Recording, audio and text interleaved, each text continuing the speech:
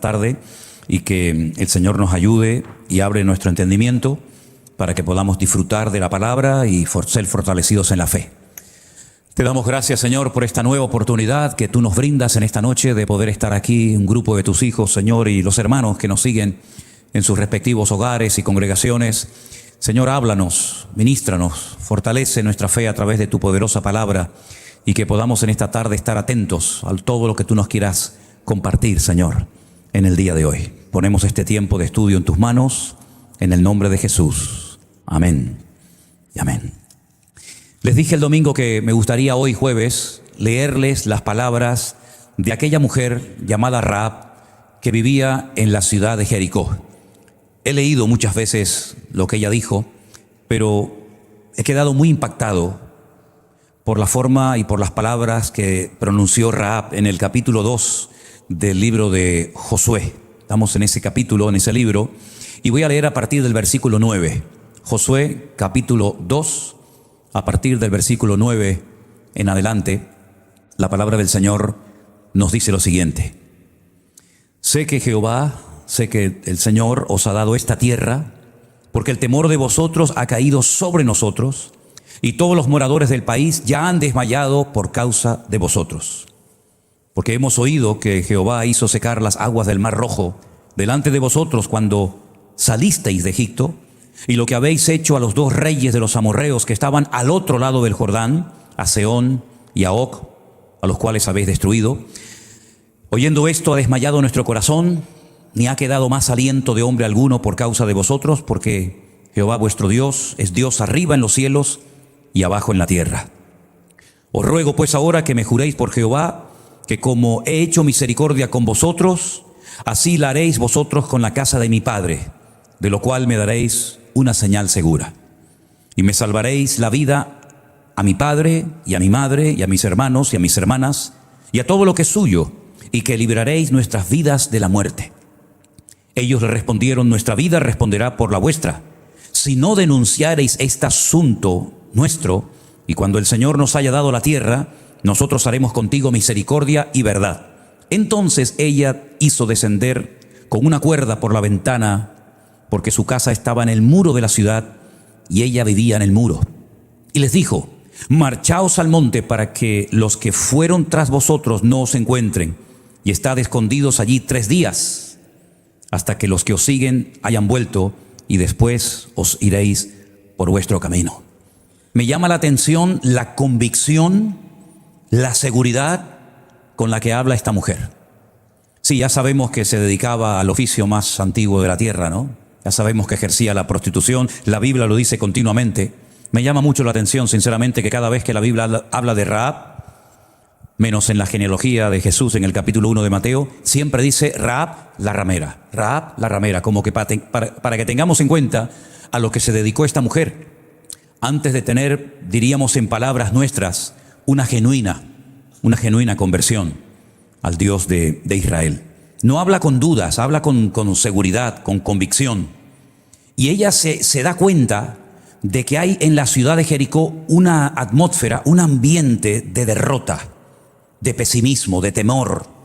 Y eso es lo que le motiva a ella a decirle a estos 2 espías que mandó Josué, que la gente en la ciudad ya está totalmente desmoralizada. La gente está asustada. De hecho, hay otro versículo que dice la Biblia que Jericó estaba tan bien cerrada a causa del temor, a causa del miedo que le tenían a los hijos de Israel que estaban fuera de la ciudad. Me llama por otra parte la atención que ella menciona cosas que han ocurrido hace 40 años.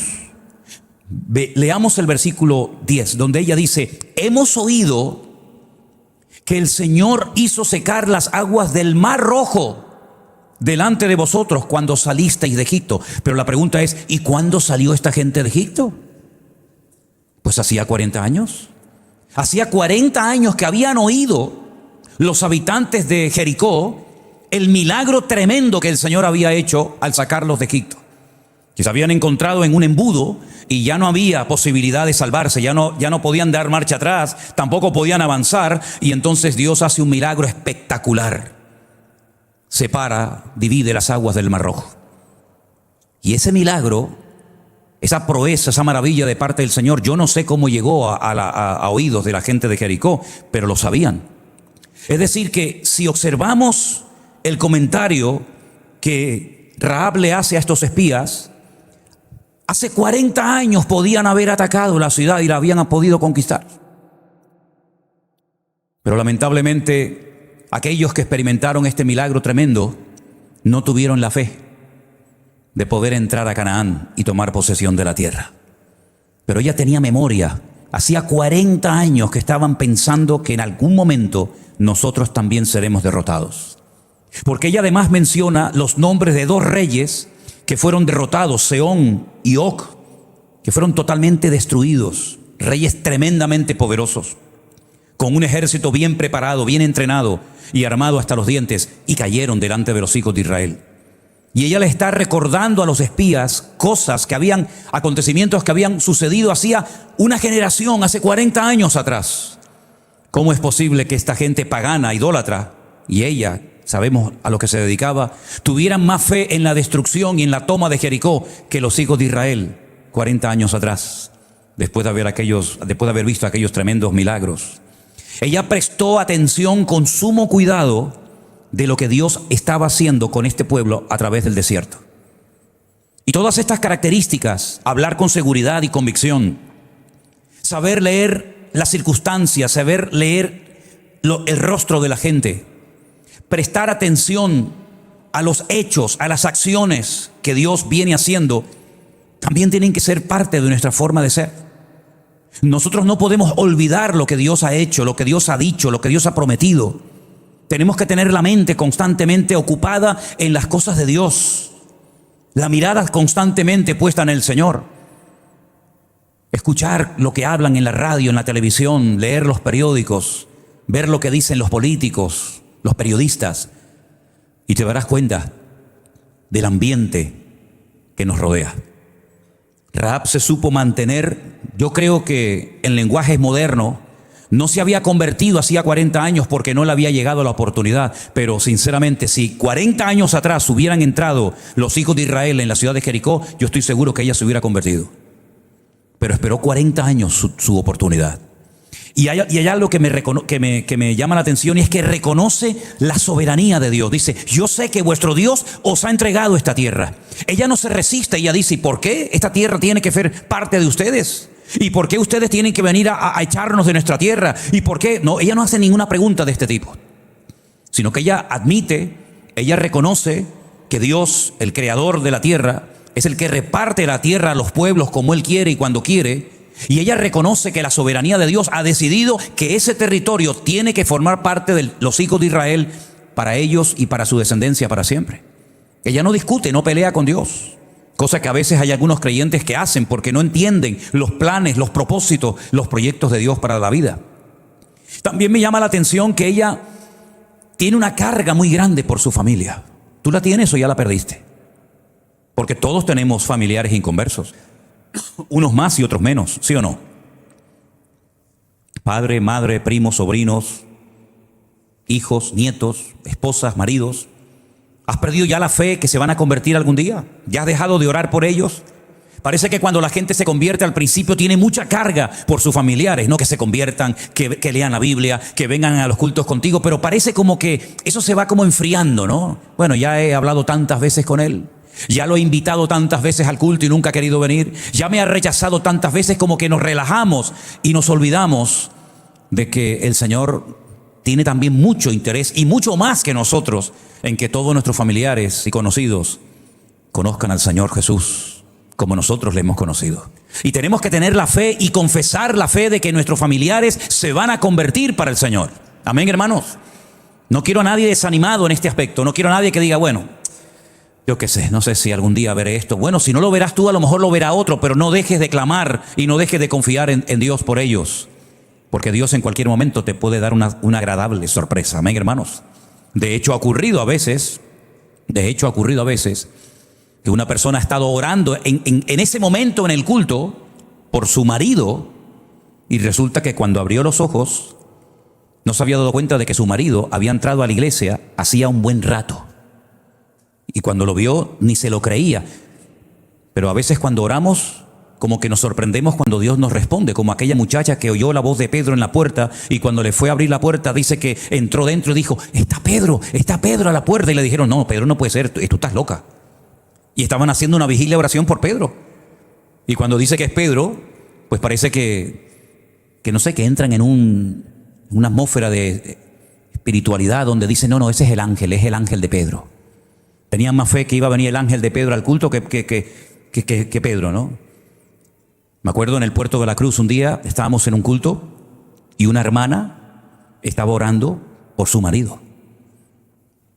Porque esta hermana se acercó nuevamente al Señor a través de una tarde que los jóvenes salieron, para que veáis cómo todo lo que hacemos para el Señor, aunque no veamos resultados inmediatos, dice la Biblia que lo que hacemos para el Señor no resulta en vano. ¿Se acuerdan cuando hace poco pusimos en la pantalla de la iglesia la opinión de los distintos pastores? Cómo muchos de ellos citaban 1 Corintios 15, 58, que dice, yo creo que se lo aprendieron, lo oímos tantas veces, ¿no? Así que, hermanos míos, estad firmes y constantes, creciendo en la obra del Señor siempre, sabiendo que vuestro trabajo en el Señor no es en vano. Pues los jóvenes salieron una tarde a repartir folletos. Yo no sé si lo hicieron otra vez, a lo mejor fue la única vez en la vida que fueron por la Plaza del Charco del Puerto de la Cruz a repartir folletos. Y esta hermana que estaba sentada allí, poco aburrida, recibió un folleto de la iglesia y fue a un culto. Y desde ese día comenzó a orar por su marido. Y un día en el culto, ella con sus ojos cerrados, orando por él, resulta que yo veo entrar un señor que no tenía ni idea quién era. Era la primera vez que entraba. Y resulta que cuando ella abre los ojos se da cuenta de que está al lado de ella. ¿Y saben de quién estoy hablando? ¿De quién? De Carmen Cruz y de nuestro hermano Maxi, que seguramente ahora están viendo el culto y están diciendo, esos somos nosotros. ¿Eh? Qué tremendo, ¿no? Pues eso pasó. ¿Y quién te dice a ti que en un momento determinado ese hijo, esa esposa, ese primo, ese sobrino por el cual has estado orando, abre los ojos y dice, uy, ¿tú qué haces aquí? Y te va a decir, ¿qué hago aquí? Si llevas 20 años diciendo que venga y ahora vengo y te sorprendes, ¿no? Ella tenía una carga muy grande por su familia.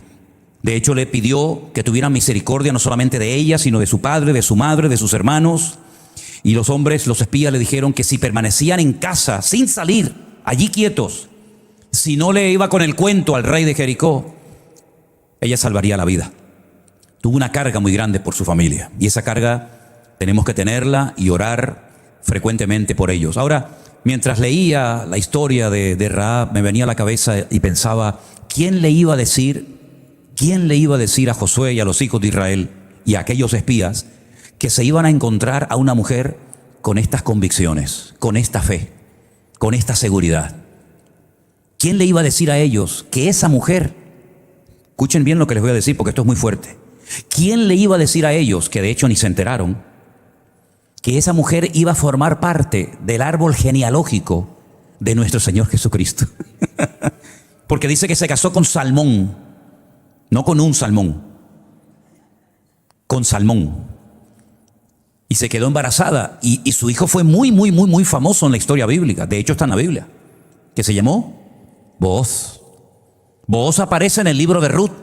Un hombre que tiene unas tierras enormes y que le da trabajo a mucha gente hasta que un día por allí ve aparecer a una viuda que también llegó a formar parte del árbol genealógico de Jesús. La Biblia dice que esa viuda era Ruth y se casó con el hijo de aquella ex prostituta de Jericó llamada Rahab. Las vueltas que da la vida, ¿eh? Las vueltas que da la vida. Una mujer que abrió su corazón al Señor y el Señor le cambió su destino y le dio el honor y el privilegio de formar parte del árbol genealógico del rey David y, por consiguiente, del mismísimo Señor Jesucristo. Las vueltas que puede dar la vida cuando ponemos nuestra vida y nuestra confianza 100% en el Señor. Amén, hermanos. Ahora, hay un detalle en el encuentro de estos espías, porque estos sí que eran espías. Aquellos 12 no emplea la palabra espías, sino exploradores, ¿verdad? Como de turismo. Pero estos 2 espías hicieron algo que me gustaría explicarlo en esta tarde. Vamos a poner una imagen ahí en la pantalla de una ventana. No es exactamente la casa de Rahab, la de Jericó, ni muchísimo menos. Pero fíjense en el detalle de lo que está colgando en esa ventana. Hay un cordón rojo, ¿sí o no? Vamos a seguir leyendo mientras tenemos la imagen ahí. En el versículo 17 de Josué capítulo 2, no hace falta que pongan la lectura, dejen la imagen puesta, dice: ellos le dijeron: nosotros quedaremos libres de este juramento con que nos hemos juramentado. He aquí, cuando nosotros entremos en la tierra, tú atarás este cordón grana a la ventana por la cual nos descolgaste, y reunirás en tu casa a tu padre, a tu madre, a tus hermanos y a toda la familia de tu padre. Cualquiera que saliere fuera de las puertas de tu casa, su sangre será sobre su cabeza, y nosotros sin culpa. Mas cualquiera que se estuviere en casa contigo, su sangre será sobre nuestra cabeza, si mano le tocare. Y si tú denunciares este nuestro asunto, nosotros quedaremos libres de este tu juramento con que nos has juramentado. Ella respondió: sea así como habéis dicho. Luego los despidió y se fueron, y ella ató el cordón de grana a la ventana. Hay un versículo en el libro de Isaías capítulo 1, muy conocido por todos ustedes, que seguramente muchos se lo sabrán de memoria, que en el capítulo 1, escuchen este versículo atentamente, Isaías capítulo 1, verso 18. Venid luego, dice el Señor, y entremos y estemos a cuenta. Si vuestros pecados fueren como la grana, como la nieve serán emblanquecidos. Si fueren rojos como el carmesí, vendrán a ser como blanca lana. ¿Qué dos colores se mencionan en ese versículo de Isaías 1:18? El blanco y el rojo o carmesí o grana. Bien. En la época bíblica había un gusano del cual se extraía una especie como de tinta que se llamaba Tolaat Shani, que era la tinta que se utilizaba para hacer vestiduras, como por ejemplo la del sumo sacerdote. El sumo sacerdote, si ustedes leen y analizan los colores de las prendas que llevaba unos hilos de color grana, carmesí o rojo, que se extraían de un gusano que se llama kerme. Y de ese gusano se extraía, ya digo, una tinta con la cual se hacía el color grana.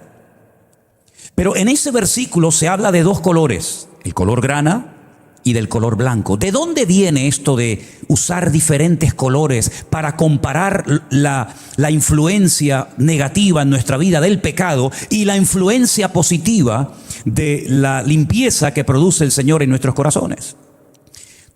Todo esto tiene una explicación. Y en la siguiente imagen que ustedes van a ver en la pantalla, presten atención a un rito, a una ceremonia que se hacía en aquellos tiempos en los que los sacerdotes ministraban, tanto en el tabernáculo del desierto como posteriormente en el templo de Jerusalén. Cuando llegaba el día solemne, el día más importante del año, llamado el día del perdón o el día del Yom Kippur, era el día en el que todo el pueblo estaba pendiente del sacrificio que se iba a llevar a cabo, porque sería un sacrificio que cubriría, que protegería durante un año a toda la nación de Israel si el Señor lo aceptaba. En el caso de que no fuera acepto el sacrificio, el sumo sacerdote caía muerto en la presencia del Señor, y eso significaba que la protección de Dios no iba a estar con el pueblo durante un año. En ese día del Yom Kippur, el día, ya digo, más sagrado del año, se llevaban 2 carneros a la presencia del Señor. Y quiero leerles, mientras tienen ahí la imagen, fíjense bien, en el libro de Levítico capítulo 16, a partir del verso 5, presten atención a esto que es muy, pero que muy interesante. Y de la congregación de los hijos de Israel, tomarás 2 machos cabríos para la expiación y un carnero para holocausto. Y hará traer a Aarón el becerro de la expiación que es suyo, y hará la reconciliación por él y por su casa. Después, escuchen bien, después tomará los 2 machos cabríos y los presentará delante del Señor, como estáis viendo ahí en la imagen. Y dice lo siguiente: los presentará delante del Señor a la puerta del tabernáculo de reunión y echará suertes sobre los 2 machos cabríos. Una suerte para Jehová y la otra para Azazel. Y hará traer Aarón el macho cabrío sobre el cual cayere la suerte por Jehová, y lo ofrecerá en expiación. Mas el macho cabrío sobre el cual cayere la suerte por Azazel, lo presentará vivo delante de Dios para hacer la reconciliación sobre él y para enviarlo a Azazel al desierto. Explico rápidamente lo que es esto. 2 machos cabríos se traían ante la presencia del Señor en el día del perdón o del Yom Kippur, cuando entraba el sumo sacerdote a la presencia del Señor en el lugar santísimo. Se echaban suertes. Uno se sacrificaba allí, en el altar del sacrificio, y el otro se llevaba a un lugar lejano de Jerusalén o de donde estuviera el tabernáculo, y ese es el que se llama Azazel, ¿vale? Todo eso tiene una explicación en hebreo, pero no vamos a entrar en detalle en todo eso. A ese animal que se le llevaba al desierto, que era el que llevaba los pecados encima de una forma simbólica de todo el pueblo, se lo llevaba al desierto con un cordón de color rojo, exactamente igual que el que puso Rahab en su ventana en la ciudad de Jericó. Y cuando se llegaba a un lugar, a ese animal se le despeñaba, se le lanzaba y moría. Pero ¿cómo sabían en Jerusalén que era el momento de presentar el otro macho cabrío que había quedado vivo? No había teléfonos, no había WhatsApp, no había forma de comunicarse. ¿Cómo hacían entonces para decirle a los que estaban esperando en el templo, oye, que ya es el momento, que ya el macho Azazel, el macho del desierto, macho cabrío, ya ha sido sacrificado? ¿Cómo hacían? Se ataba a la puerta del templo. Algunos dicen también a la puerta, en los cuernos del que quedaba, pero bueno, ataban un cordón también de color rojo. Los que habéis ido a Jerusalén os habéis dado cuenta de que hay unos judíos que van por las calles poniéndote un hilito de color rojo. Y la gente no sabe lo que está haciendo. Y todo viene de Levítico capítulo 16, del día del perdón del Yom Kippur. Cuando el macho cabrío del desierto moría, el cordón rojo que estaba en la puerta del templo de Jerusalén, y esto es algo que ocurría y está confirmado por muchísimos testigos, cambiaba de color. Y ese hilo rojo se ponía blanco. Y esto lo sabía todo el mundo en Israel. Y por eso dice Isaías que si vuestros pecados fueren rojos como el carmesí, cuando el Señor haga su sacrificio y nos limpie con su sangre, seremos blancos como la nieve, como blanca lana. Y de ahí viene la costumbre de ponerle a los niños el lacito rojo, como decían en La Gomera, en la isla de La Gomera, para el mal de ojo, para la buena suerte, para que no le hicieran cosas feas, etcétera, etcétera. De ahí viene toda esa costumbre pagana. Pero quedaros con esta ilustración. Todo el mundo en Israel sabía que ese cordón rojo se transformaba en un color blanco cuando el sacrificio se tenía que realizar. Y todo esto lo registra esa enciclopedia gigantesca que los judíos tienen, que se conoce con el nombre del Talmud. El Talmud de Jerusalén y el Talmud de Babli. Pero ¿saben lo que dice el Talmud? Es decir, el registro oficial de las tradiciones de los judíos durante cientos de años. Que desde el día que murió Yeshua HaMashiach en Jerusalén, nunca más el cordón cambió de color. Nunca más. Porque ya la sangre de los toros y de los machos cabríos no tiene ninguna capacidad de perdonar los pecados de nadie, sino solamente la sangre de Jesucristo nos limpia de todo pecado. ¿Cuánto dicen amén? Como ellos habían sido criados y sabían perfectamente esa costumbre del cordoncito rojo, etcétera, etcétera, lo que se les ocurrió en el momento de oír, de conocer a una mujer que quiere salvarse, que quiere cambiar de vida, que quiere empezar una vida nueva, le dijeron, bueno, pues, ¿qué podemos hacer? ¿Qué podemos hacer? Toma, ponte este hilo de color rojo en la ventana de tu casa, y cuando los soldados entren dentro de la ciudad y vean ese cordón rojo, ellos sabrán que en esa ciudad tiene que haber salvación, tiene que haber un cambio, y te perdonaremos la vida a ti y a toda tu familia. Y ya lo creo que lo hubo. Ella era una cananea, los cananeos estaban bajo la maldición de Noé, ¿se acuerdan? Noé había dicho, maldito sea Canaán, y ella era una cananea. Y los cananeos tenían 2 características principales, eran de una promiscuidad sexual brutal, pero con todo, con todo, sin límites de ningún tipo, y al mismo tiempo tremendamente idólatras, unos ritos de idolatría terroríficos, brutales, incluso hasta con sacrificios de personas. Y ella logró cambiar de vida, porque el único que nos puede transformar la vida es el poder de la sangre de nuestro Señor Jesucristo. Cuando de verdad te conviertes, no es el venir a la iglesia. El venir a la iglesia está bonito, es importante, es bíblico, está bien, pero el cambio no se produce única y exclusivamente porque ahora vienes a la iglesia. El cambio se produce cuando le permites al Señor obrar en lo más profundo de tu corazón. Y ahora ya no se tiene que extraer la tinta de un gusano, que por cierto, por si no lo sabían, después de la destrucción del templo de Jerusalén en el año 70 después de Cristo, este gusano y otros de los cuales se extraía tintes, por ejemplo, uno para el color azul, otro para el color camesí, desaparecieron de las costas de Israel. Se fueron de las costas de Israel. Ya no estaba ese molusco. Hasta que hace unos años aparecieron miles y miles de moluscos. El Toalat Shani, que es el que se sale rojo, y otros comenzaron a darse cuenta de que todo se estaba preparando para los últimos tiempos. Y de ahí volvieron a extraer, y están en el Museo del Templo, que lo pueden ver. De ahí se extrajo otra vez la tinta de esos moluscos y se han podido hacer las ropas del sumo sacerdote que estará en el templo de Jerusalén cuando Dios permita que se vuelva a abrir. Entonces, hermanos, todo esto a nosotros nos indica que hay que tener memoria de las cosas que Dios ha hecho en nosotros. Pedro dijo en una ocasión: cuando yo parta de este mundo, cuando ya no esté entre ustedes, yo procuraré que ustedes retengan en su memoria las cosas que yo les he predicado y las cosas que yo les he dicho. Y por eso escribió 2 cartas. Y nosotros no tenemos que olvidar aquella oración que tanto le hicimos al Señor y que el Señor finalmente nos respondió. Amén, hermanos. Y no tienes que olvidar cómo estabas tú antes, y cómo vivías, y cómo eras, y cómo te encontrabas, y ahora la vida nueva, llena de paz, de gozo, de victoria, de bendición, y del favor de Dios que tienes hoy por hoy. No tienes que olvidarte nunca de eso. Y cuando hables de tu conversión, y cuando hables de la palabra, y cuando hables de algo del Señor, habla con seguridad, habla con convicción, sabiendo que las promesas de Dios están en vigencia hoy en día. Amén, hermanos.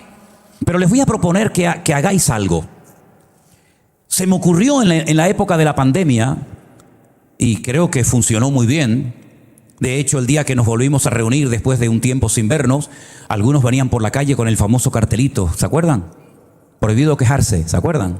Que algunos lo decoraban con manzanitas, con versículos, con corazones, y en fin, ya eso ya al gusto del consumidor, ¿no?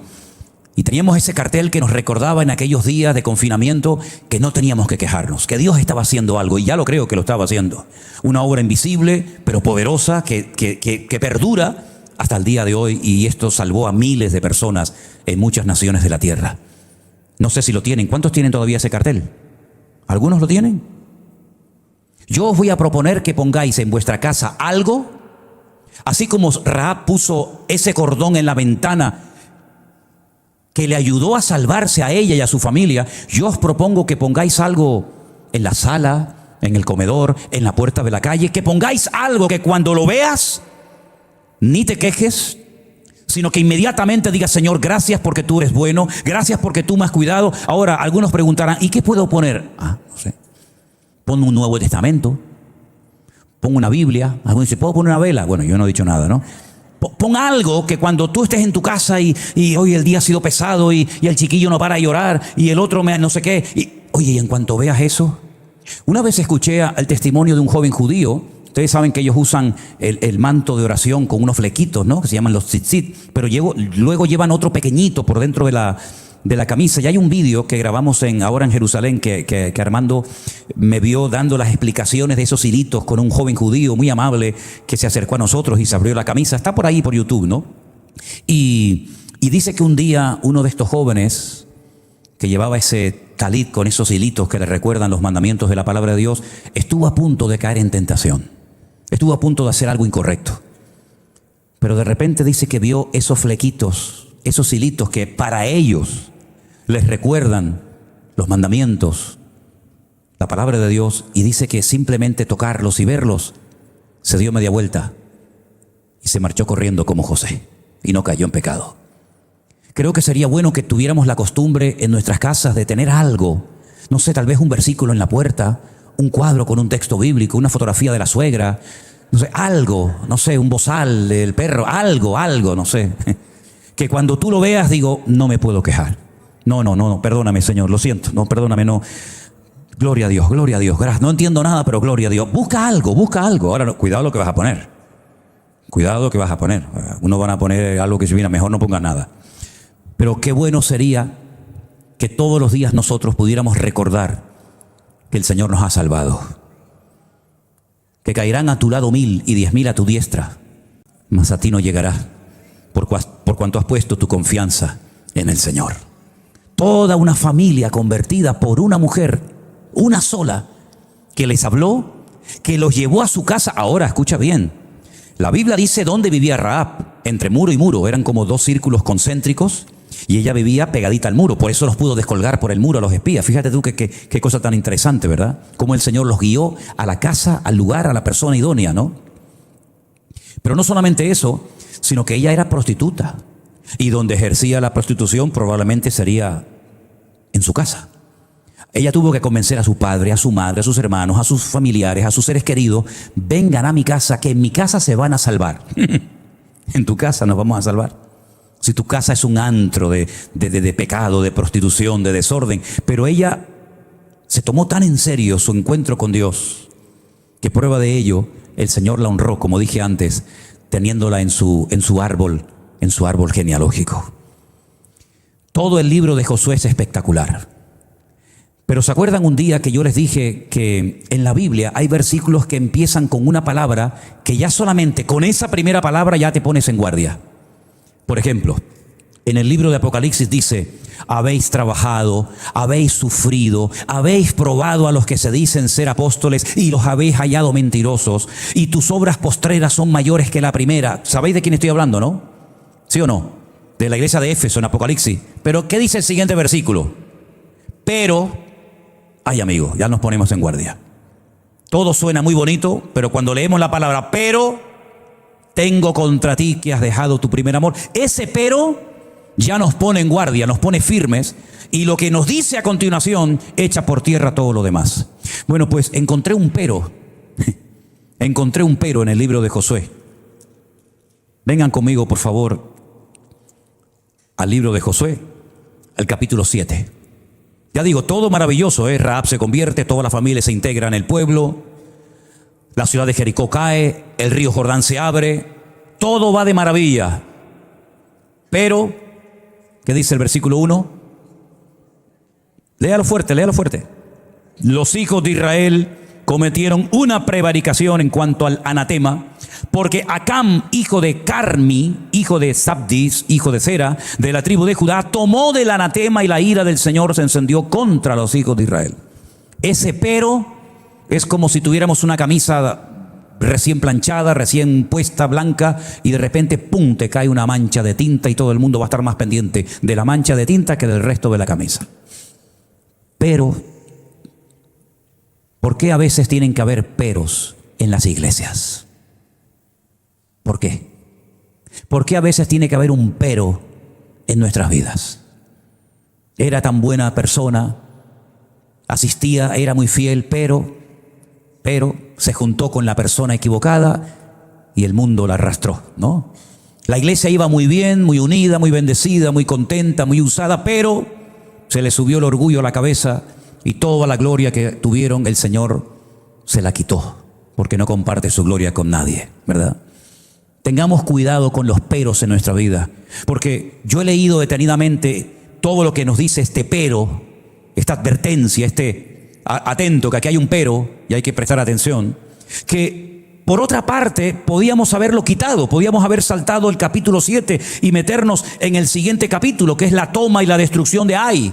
Pero no, se nos cuenta que hay un pero en el proceso del pueblo de Israel, para que sea una advertencia a nuestra vida, y para que no haya un pero o peros en tu vida y te estorben en tu crecimiento espiritual. Como dice la carta a los Hebreos, cuidado no sea que brote una pequeña insignificante raíz de amargura que te contamine y te eche por tierra todo lo que has crecido y aprendido y recibido del Señor.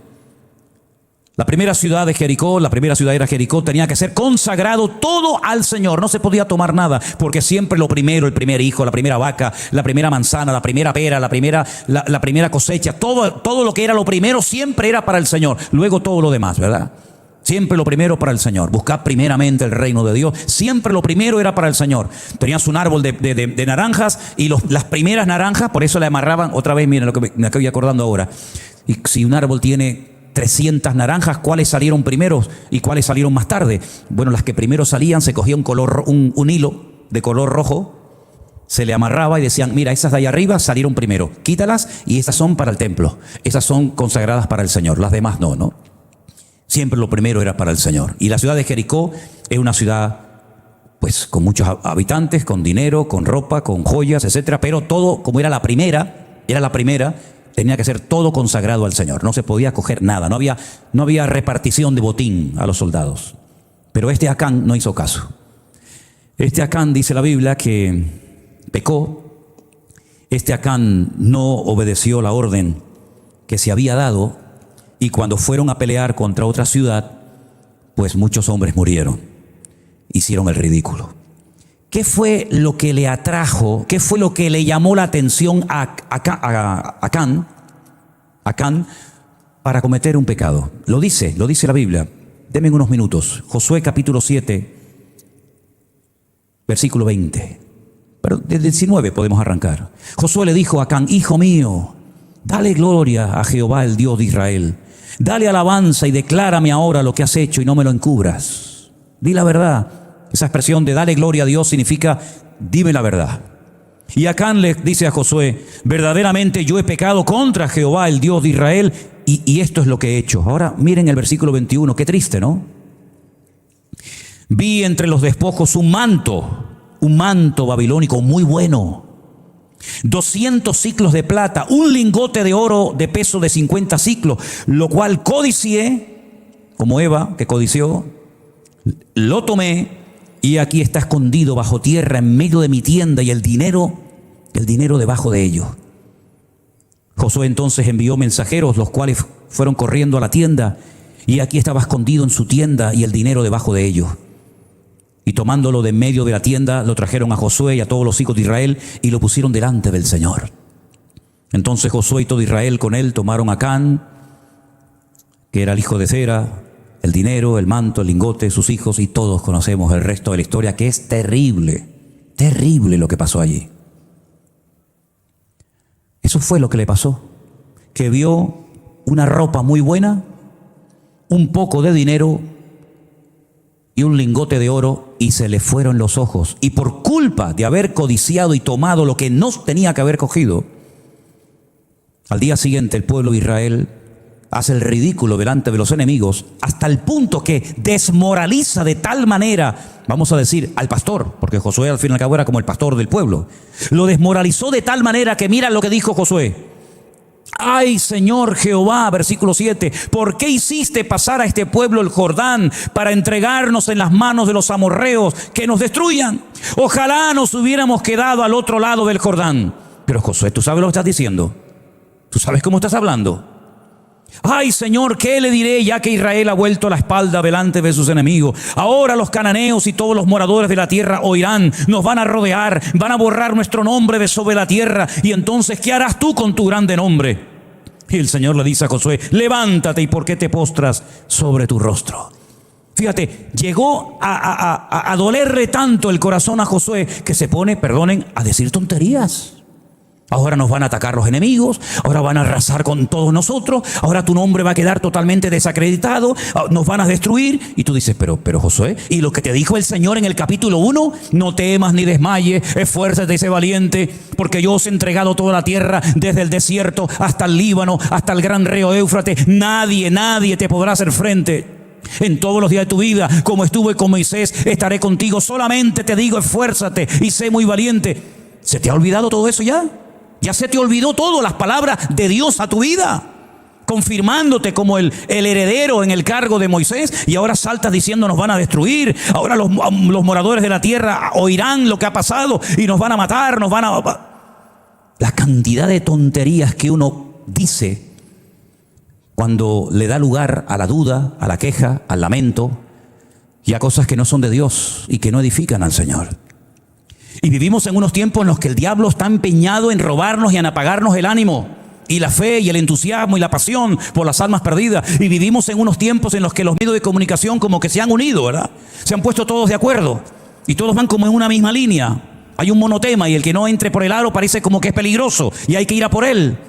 Pero tenemos que mantenernos en las promesas del Señor. ¿Qué hizo Rahab? 40 años pensando, vamos a caer, vamos a ser destruidos, porque el Dios de esta gente ha abierto el mar rojo y los enemigos fueron destruidos. Ella se supo mantener 40 años sin ver milagros, sin ver nada, sin oír palabra de Dios, sin tener un culto, sin tener nada. Ella se mantuvo en aquella noticia que había oído del Dios de Israel, es el Dios poderoso. Y ahora Josué resulta que se pone a hablar lo que nunca Rahab dijo. Habría que decirle, Rahab, ven un momentito, anima un poco al pastor. Rahab, ven, háblale un poquito a Josué, ¿verdad? Todos somos de carne y hueso. Y en cualquier momento nos puede pasar lo mismo a todos y a cada uno de nosotros, ¿verdad? Pero cuando por la mañana te levantes y abras la palabra, ten la completa seguridad de que el Señor te va a hablar siempre a través de ella. Y que el Señor nunca te va a abandonar y va a estar contigo. Porque mira, en Egipto, y voy terminando, en Egipto, para salvarse de la muerte, pusieron pintura de sangre en las puertas de sus casas y se salvaron. Rahab en Jericó puso aquel cordón rojo y se salvó ella y toda la familia. Y nosotros nos vamos a salvar porque estamos protegidos por la sangre poderosa del Cordero de Dios que quita el pecado del mundo, que es la sangre de nuestro Señor Jesucristo. Porque cuando Caín mató a Abel, el Señor le hace una pregunta tremenda. Le dice, Caín, ¿dónde está tu hermano Abel?